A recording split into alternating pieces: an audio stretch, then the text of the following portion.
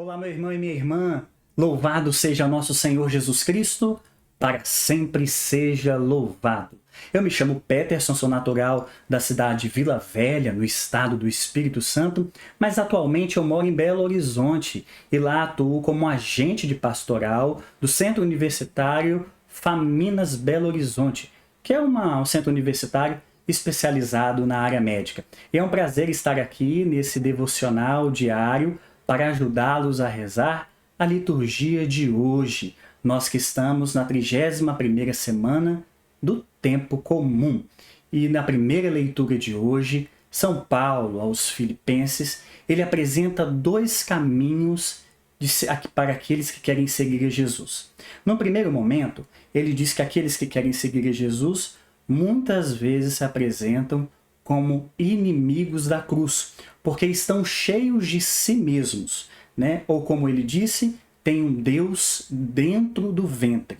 E ele assume livremente. Para esses, o caminho do fim é sempre a perdição. E ele nos apresenta um outro caminho, que é um caminho belo, daqueles que se mantiveram fiéis até o fim à proposta de Cristo. Por isso, Paulo ele se coloca como um exemplo mesmo de caminho, porque para compreender a carta aos Filipenses, é necessário nós entendermos o caminho feito por ele em Damasco. Paulo tem uma conversão real e muda sua forma como se relaciona com o próximo e, sobretudo, se aproxima de Deus.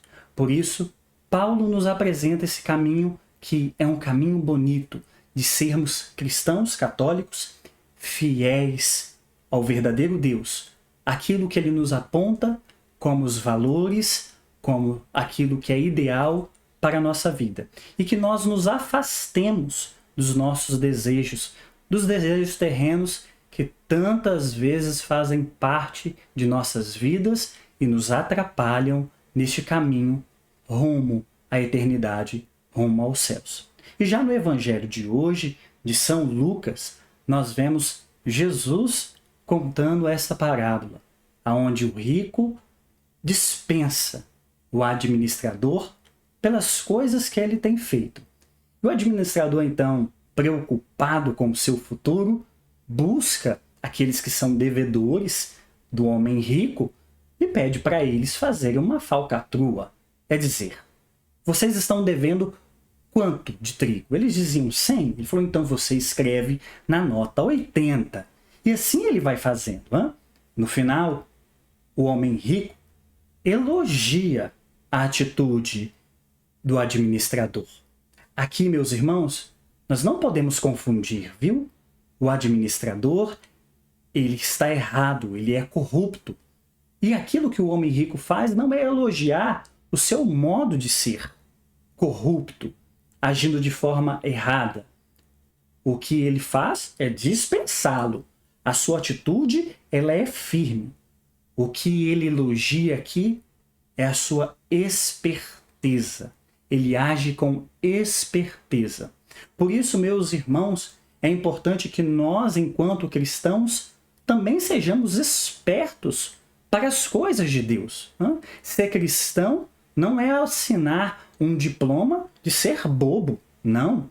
Porque por vezes nós, enquanto cristãos, deixamos que os outros façam conosco aquilo que bem entender. Não é bem assim. A proposta do reino é que nós sejamos espertos diante das realidades, que nós sejamos vigilantes diante de tudo aquilo que nos circunda e que a nossa esperteza não seja utilizada de forma errada, que a nossa esperteza não seja para agredir, não seja para matar, não seja para expulsar, mas que a nossa esperteza ela esteja disponível para o serviço do reino. Essa esperteza não pode fazer com que nós olhemos para dentro e busquemos as coisas terrenas desse mundo, utilizar a esperteza para um bem próprio, mas que essa esperteza seja voltada para as coisas de Deus. E aqui eu me recordo, então, do livro do nosso dramaturgo Ariano Suassuna, né, autor do Alto da Compadecida, aonde no juízo final, claro, é uma forma alegórica que Ariano Suassuna teve de contar uma coisa muito maior. João Grilo, no momento onde ele está sendo julgado, ele está indo, né, do caminho do inferno, ele vai dizendo, né, sobre tudo aquilo que ele foi fazendo. E aí a compadecida, ao defendê-lo, ela diz: João, não faz isso. Ele é o pai da mentira. E João retruca a Nossa Senhora, a compadecida, dizendo: esse é o problema. Comigo foi sempre na mentira. Eu sempre utilizei a minha esperteza para a mentira. E a compadecida, voltando-se para Jesus, diz: meu filho, muitas vezes a esperteza é a arma do pobre contra as injustiças dessa vida. É compreender que, por vezes, mesmo utilizando das espertezas que temos para fazer também aquilo que não é o certo, lembremos-nos, Deus está sempre de braços abertos para nos acolher. Utilize os dons que Deus te deu para o bem. Se porventura, neste caminhar, você se equivocou, volte para Ele, porque Ele está pronto a nos acolher. Que Deus te abençoe sempre, ilumine a sua caminhada, a sua consciência e também o seu coração.